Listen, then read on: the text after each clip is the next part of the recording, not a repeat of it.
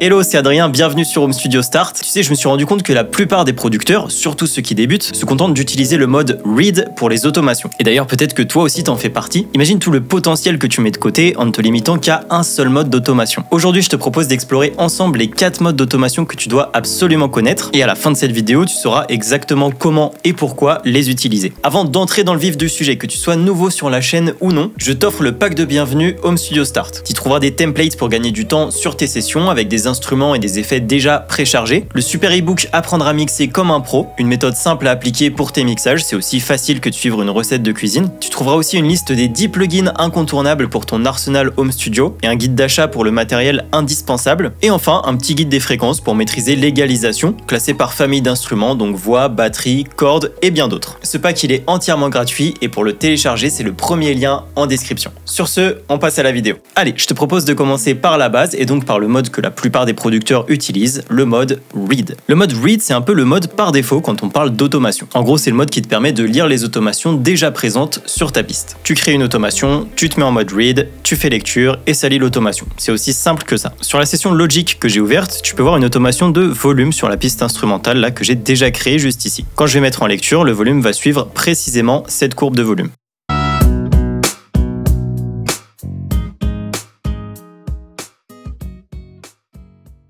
Le mode Read, il est super utile pour s'assurer que toutes les modifications que tu as fait au niveau des paramètres soient bien respectées pendant la lecture. Donc là, dans cet exemple, c'est une automation de volume, mais tu peux bien sûr faire des automations avec tout et n'importe quoi. Tu peux faire des changements de panoramique, gauche-droite, tu peux faire des modifications d'effets, tu peux activer ou désactiver un plugin. Pourquoi pas, il y a plein de possibilités. Je vais te montrer comment ça marche avec un autre exemple concret. Je commence par te faire écouter l'extrait.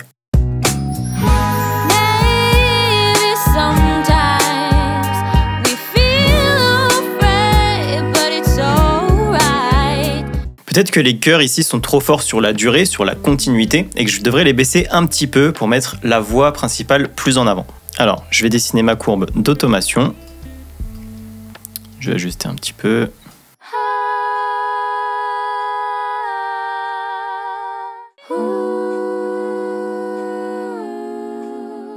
Voilà, le volume de la voix descend exactement comme je l'ai programmé. On va écouter en contexte.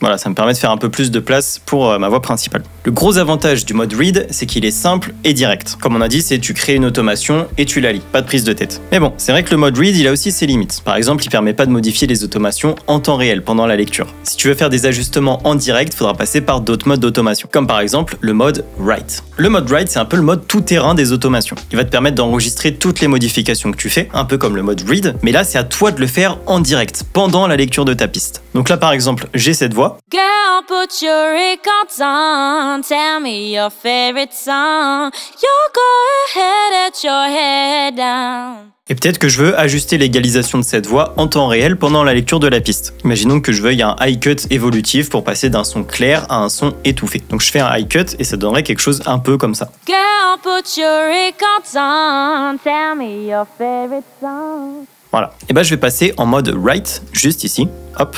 Je vais faire play et ensuite je vais pouvoir ajuster le high cut pendant que la piste joue. Girl, put your records on, tell me your favorite song.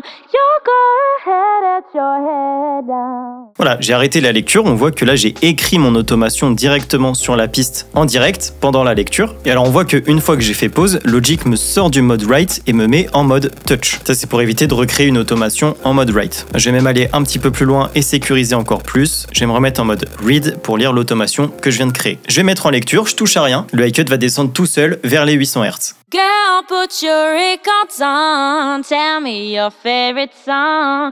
You go ahead, let your head down. Voilà, donc toutes les modifications que j'ai faites ont été enregistrées automatiquement. Alors attention, le gros inconvénient du mode Write, c'est qu'il écrase toutes les automations déjà présentes dès qu'on l'utilise. Donc si tu as déjà passé beaucoup de temps à peaufiner ton automation et que tu passes en mode Write, là tu risques de tout perdre, de tout effacer. Regarde par exemple ici, je crée une automation de volume assez basique, donc plus de 8 décibels et ça termine à moins 27,3 décibels. Là, je vais mettre en mode Write et regarde ici, donc la position de mon bouton de volume, il est à plus 2,7. On le voit juste en dessous du fader de volume. Je vais lancer la lecture de la piste et qu'est-ce qui se passe ? Girl, put your records on. Tell me your favorite song.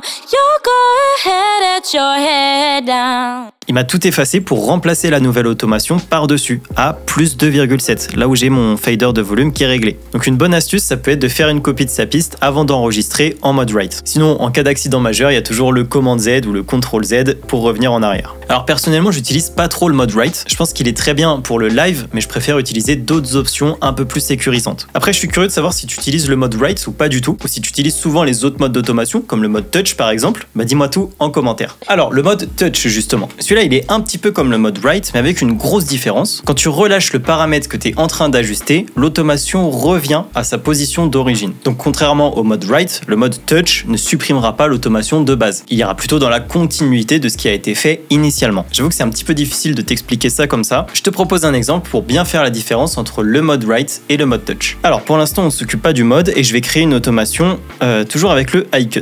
Je vais faire un truc assez basique. Je vais le faire commencer à 20 000 ici et le terminer à quelque chose comme 800 ici. Ok. Alors, en mode read, ça donne ça. Girl, put your records on. Tell me your favorite song. You go ahead, at your head down. Ok, mais alors je me suis trompé dans mon automation et peut-être que j'aurais voulu faire un changement à partir de la mesure 28 à ce niveau-là. Plutôt que d'avoir une descente continue entre la mesure 26 et la mesure 30, je l'aurais bien fait descendre dans un premier temps jusqu'à la mesure 28, puis remonter peut-être jusqu'à la mesure 29 et enfin descendre jusqu'à la mesure 30. Donc là, je vais me mettre en mode write. Je reprends mon EQ, je vais faire play, je vais laisser la lecture défiler, et puis il y a juste entre la mesure 28 et 29 que je vais remonter mon high cut. Girl, put your records on. Tell me your favorite song. You go ahead, at your head down. Voilà, je m'arrête là, on voit que ça m'a supprimé tout ce qu'il y avait avant la mesure 28 et tout ce qu'il y avait après la mesure 29. Ça c'est pour le mode write. Je reviens un petit peu en arrière. Je retrouve mon automation entre la mesure 26 et la mesure 30, mais cette fois, je suis en mode touch. Et donc toujours la même idée, j'ai envie d'augmenter mon high cut entre la 28 et la 29, donc je vais faire play, je vais laisser la lecture défiler et je viendrai toucher mon high cut que à partir de la mesure 28. Girl, put your records on. Tell me your favorite song.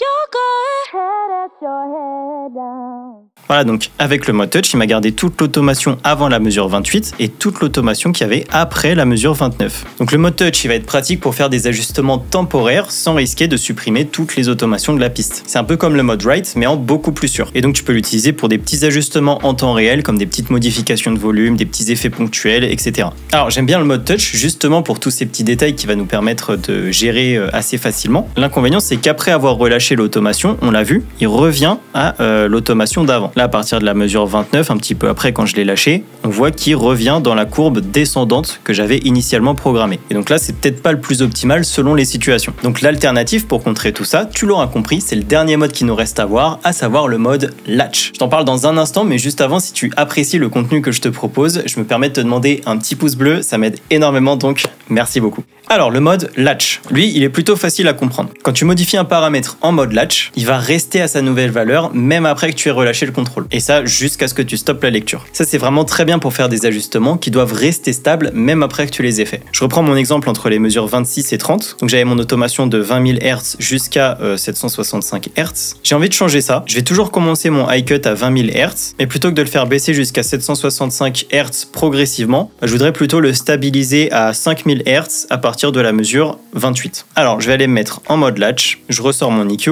je vais faire play, je vais agripper mon high cut et je vais descendre progressivement jusqu'à la mesure 28 pour atteindre les 5000 Hz. Une fois que je serai à 5000 Hz à la mesure 28, je lâche mon high cut et tu verras qu'il restera à la même position. Girl, put your records on. Tell me your favorite song.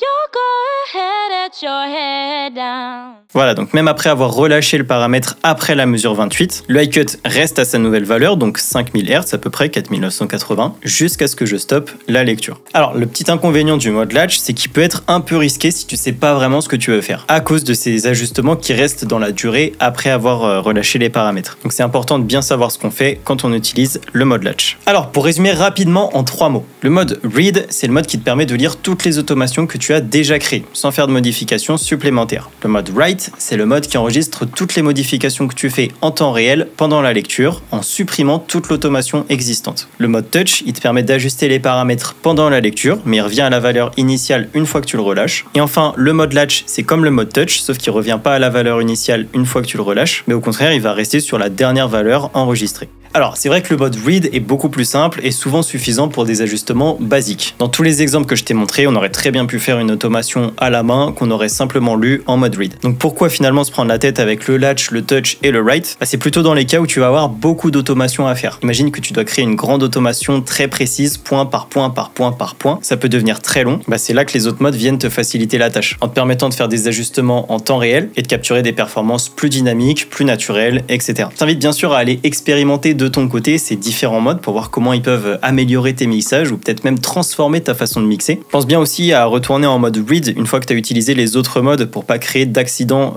involontaires. Je te remercie de m'avoir regardé. N'oublie pas de t'abonner pour plus de vidéos Home Studio. Moi je te dis à la semaine prochaine. Ciao.